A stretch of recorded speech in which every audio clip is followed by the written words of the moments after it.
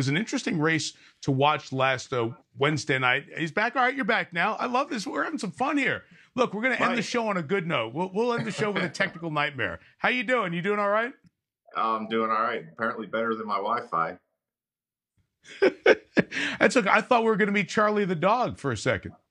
Well, yeah, she was downstairs and we tried to say hello, but I was losing you. So I was trying to get somewhere where I could get some service.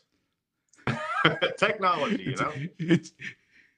It's all good now. Hey, this is the way the world has been, and this is the way the last month or so has been. What has it been like to Cup race Sunday and then Wednesday, and it's been hot, and guys have been, dehydrating after races and all that. How tough has it been physically on you?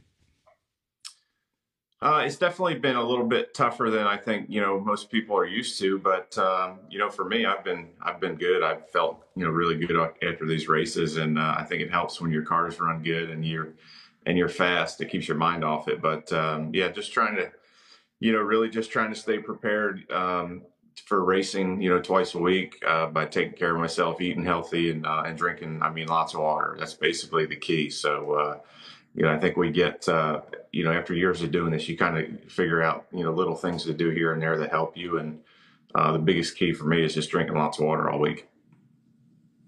That was your 27th Cup win, so you kind of know the drill of what you're supposed to do.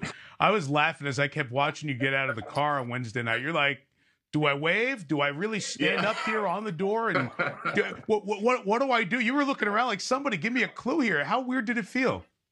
Yeah, it definitely, it felt weird for sure. Just not feeling the energy of the fans, especially at a place like Martinsville where you're celebrating right on the front straightaway of the racetrack. Yeah, you're, 40 feet from the grandstands, 30 feet from the grandstands. So you feel that energy and you hear everybody yelling and you feed off of that. So it was definitely strange to not have that. And then, we usually do victory lane and photos and all that with the team on the front straightaway there as well. And so after my interviews and things, like I didn't even know where to go. I was like, where do I go? What do I do with my car?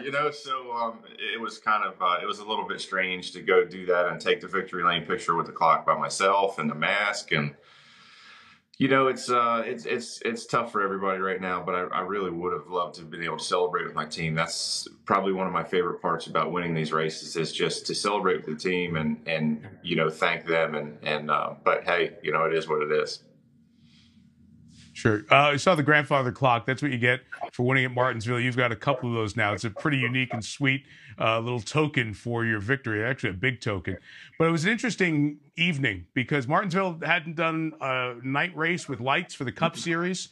And this is a track, the oldest track that NASCAR keeps going back to. So that was different. And then obviously everything with Bubba Wallace and the paint scheme on the 43 car. It was a unique night. How much of that did you guys feel and appreciate as it was going on, as you left the track? Yeah, I think, you think about all those things, leading up into the race and then, on the grid pre-race and you kind of understand what's going on around you and how big of a moment it really is, what kind of, impact it's going to have on the sport going forward and things like that. So, once you get in the car, you're in the zone. You're focused on what you're doing in the race car, and you kind of forget about all those things, and you just focus on doing your job. But definitely a big night. I think you're looking at TV ratings and things like that. It was quite an effort, quite a show. So hopefully everybody enjoyed it.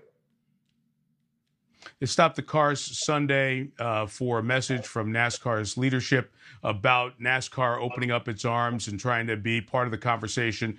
The paint scheme we talked about, the Confederate flag ban, all that kind of stuff.